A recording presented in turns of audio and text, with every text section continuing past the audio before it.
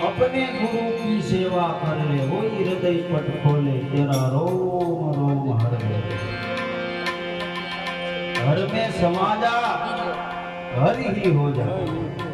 हर એટલે ભગવાન શિવ એની અંદર સમાઈ જવાનું, આપણે જ શિવ થઈ જવાનું। અરે हर में समा जा, खुद हर ही हो जा।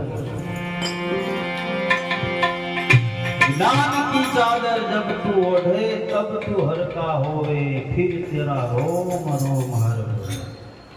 शरीरना एक एक रुवाड़ामांथी हर हर हर મને નીકળવા સુરતા એની અંદર રાખવી પડે। સુરતા શબ્દની હાથે રાખીએ એટલે સુરતા ઈશ્વરમાં લાગે।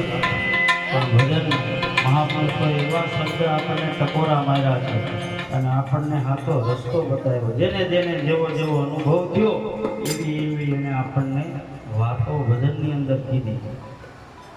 કોઈને ઝાંઝરનો અવાજ સંભળાણો એટલે એણે એવું કીધું છૂમ છૂમ બાજે ઘૂઘરીયા।